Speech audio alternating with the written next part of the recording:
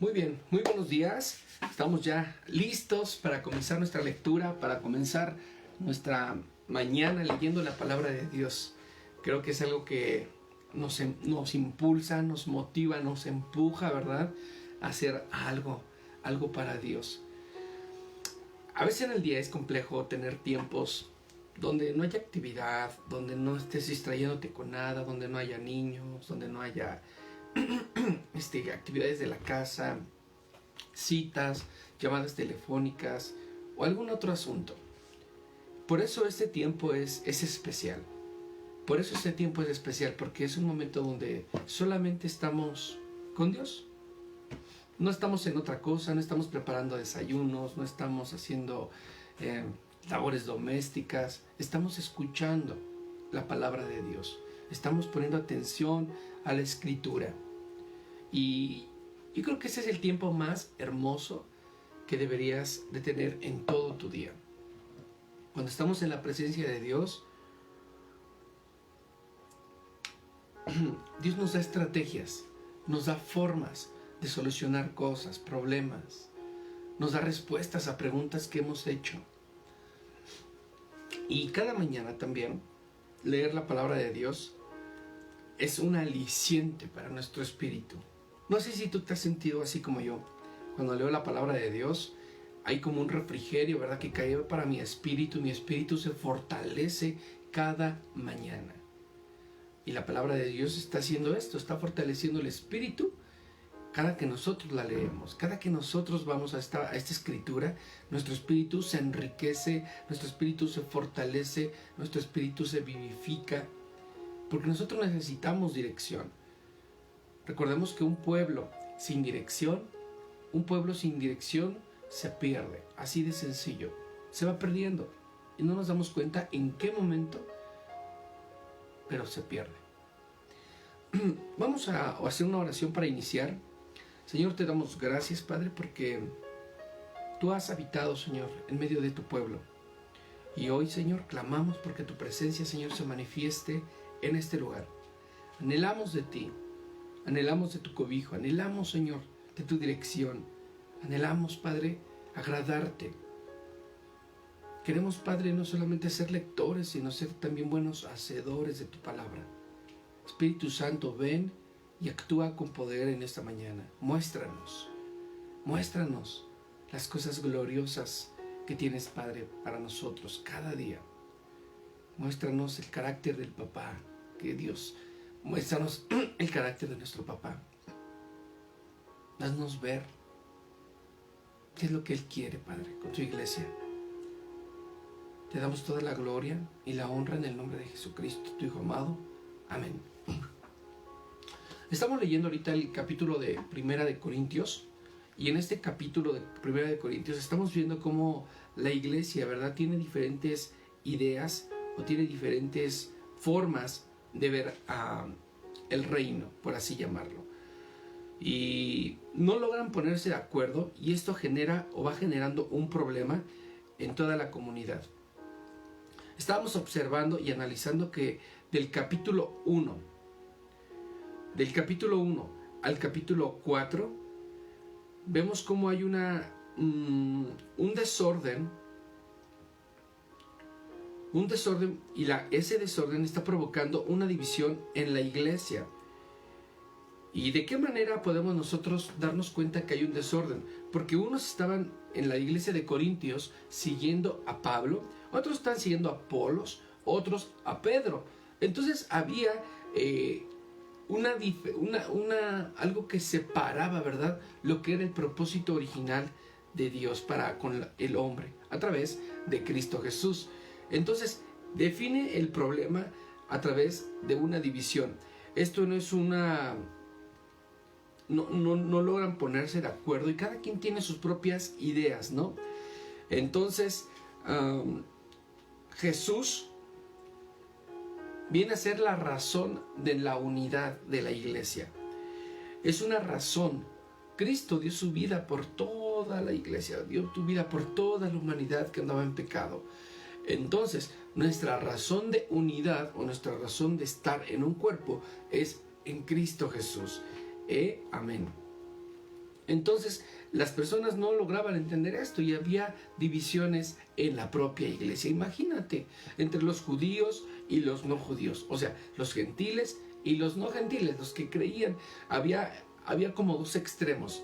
Eran aquellos que querían cumplir con la ley, querían seguir las indicaciones de la ley y vivir como hombres perfectos.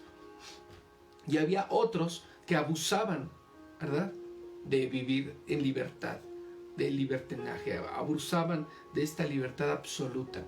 Entonces había como que esos dos extremos. Pero hoy vamos a analizar el capítulo 3 y el capítulo 4 del libro de Deuteronomio.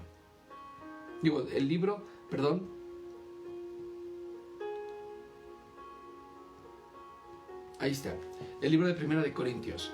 Y la palabra de Dios dice de la siguiente manera: hermanos míos, antes de ahora no les he podido hablar como a quienes ya tienen el Espíritu de Dios, porque ustedes se comportaban como la gente pecadora de este mundo. Por eso tuve que hablarles como si apenas comenzaran a creer en Cristo. En vez de enseñarles cosas difíciles, les enseño cosas sencillas, porque ustedes parecen niños pequeños que apenas pueden tomar leche y no alimentos fuertes.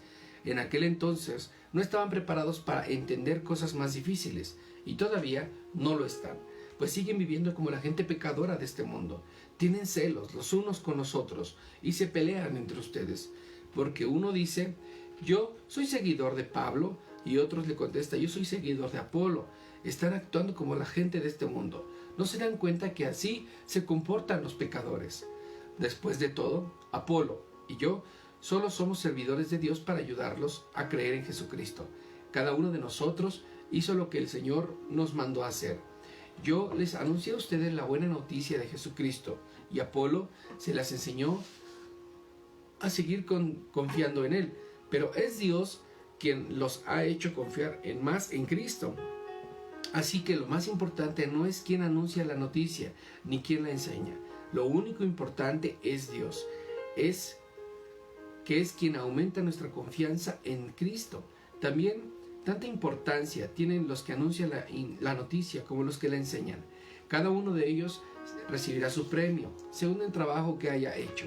Apolo y yo, servidores de Dios, y ustedes son como un campo de trigo, como un edificio construido por Dios, el cual Dios es el dueño. Dios, por su bondad, me permitió actuar como si yo fuera el arquitecto de este edificio. Y yo, como buen arquitecto, puse una base firme. Les di la buena noticia de Jesucristo. Luego, otros construyeron sobre esa base, pero cada uno debe de tener cuidado de la manera en que construye, porque nadie puede poner una base distinta de la que ya está puesta en esa base es Jesucristo. A partir de esa base podemos seguir construyendo con oro, plata, piedras preciosas, maderas, paja y caña. Pero cuando llegue el fin del mundo, Dios pondrá a prueba lo que cada uno enseñó. Será como probar con fuego los materiales que usamos para la construcción. Si lo que uno enseñó pasa la prueba de fuego, recibirá un premio. En cambio, si no pasa la prueba, lo perderá todo, aunque él se salvará como si escapara del fuego. ¿Acaso no saben que ustedes son un templo de Dios y que el Espíritu de Dios vive en ustedes? Ustedes son el templo santo de Dios. A cualquiera que destruya el templo, Dios también lo destruirá. No se engañen a ustedes mismos. Si solo alguno cree que es muy sabio y que sabe mucho de las cosas de este mundo, para ser sabio de verdad debe de comportarse como un ignorante, porque para Dios la sabiduría de este mundo es una tontería. Como dice la Biblia, Dios hace que los sabios caigan en sus propias trampas.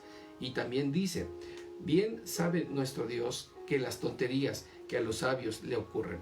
Por lo tanto, nadie se llene de orgullo por lo que hacen los simples seres humanos. En realidad, todo es de ustedes: Pablo, Apolo, Pedro, el mundo, la vida, la muerte, el presente y el futuro. Todo es de ustedes, y ustedes son de Cristo, y Cristo es de Dios.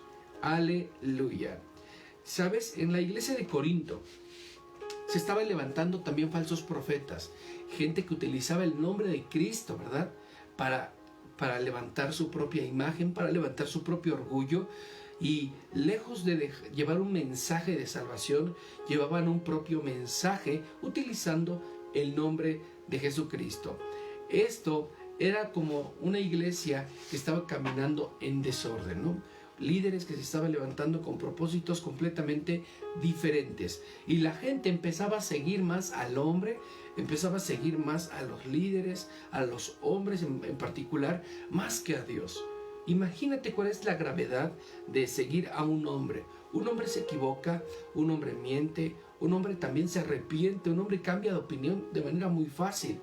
Pero dice aquí la palabra, nuestra base para ir y predicar el evangelio, para ir y predicar el mensaje de salvación, el mensaje de las buenas noticias es Cristo. Nuestra base es Cristo y debería de serlo, porque entonces de modo que si nosotros ponemos como base a Cristo, todo lo que venga encima, como dice aquí la palabra, pueden construir o pueden hacer construcciones de oro, plata, de piedras preciosas, todo lo que ustedes quieran añadirle. Pero ¿sabes qué? Tu base es Cristo, y a quien la gente debe de ver y de seguir es a Cristo.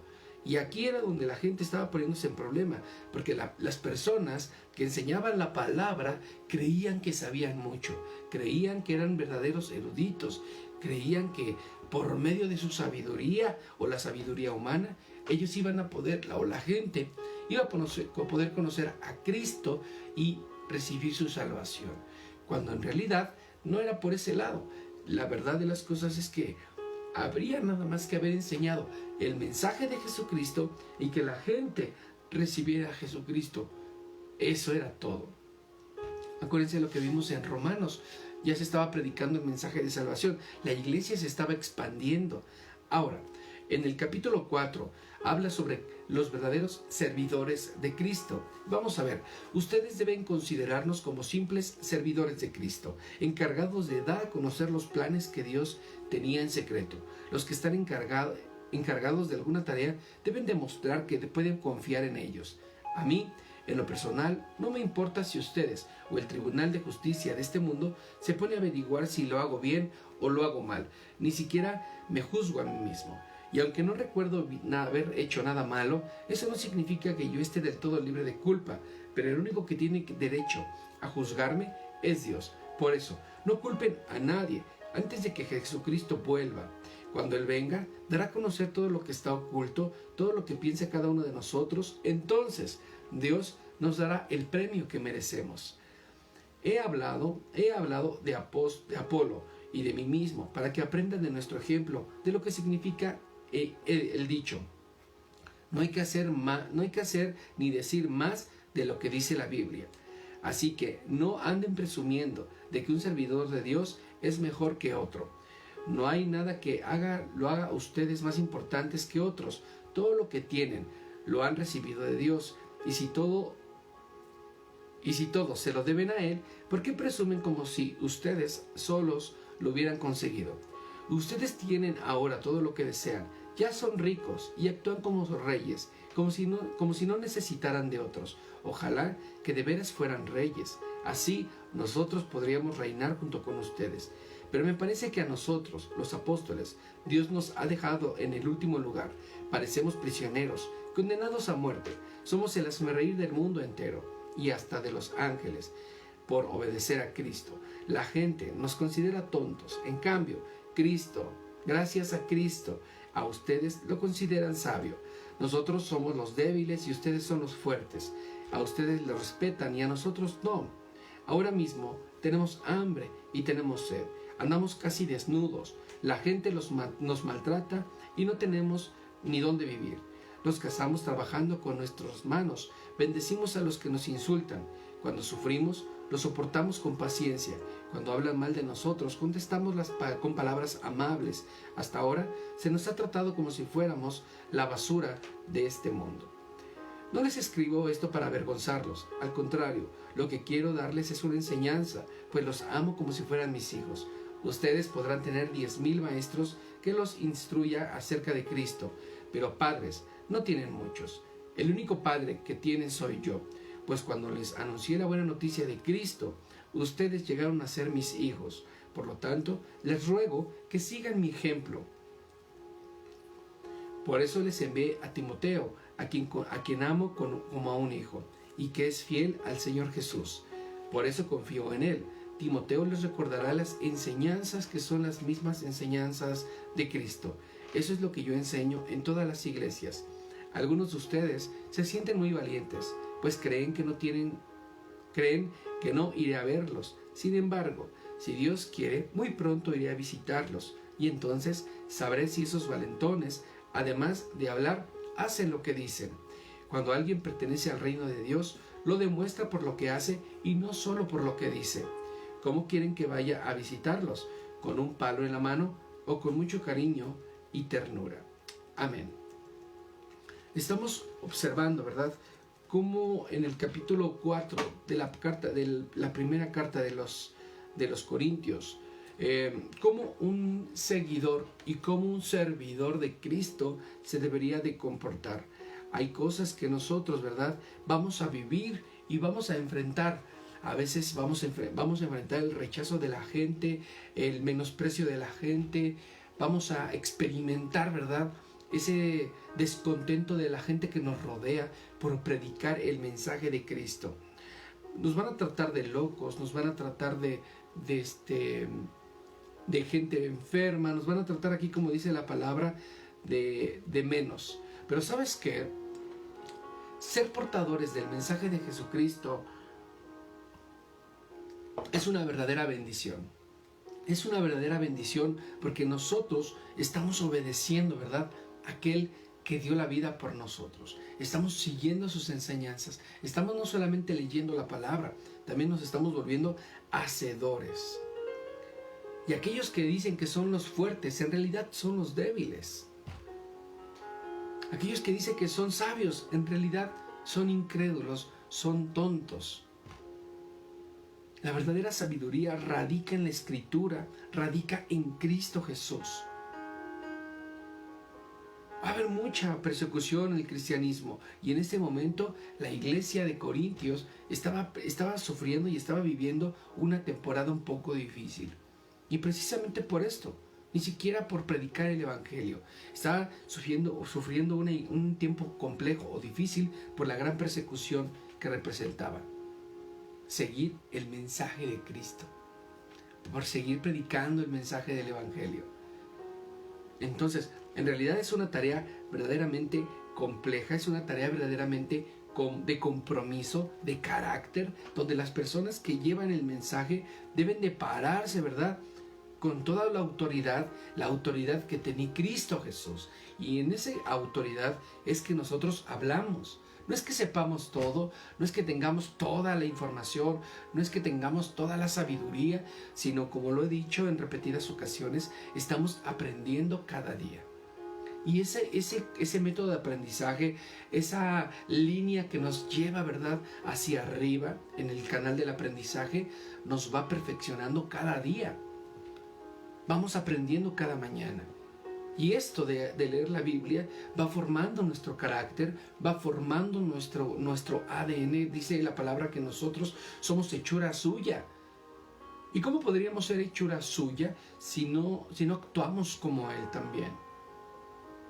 Si no pensamos como piensa nuestro papá, si no hablamos como habla nuestro papá.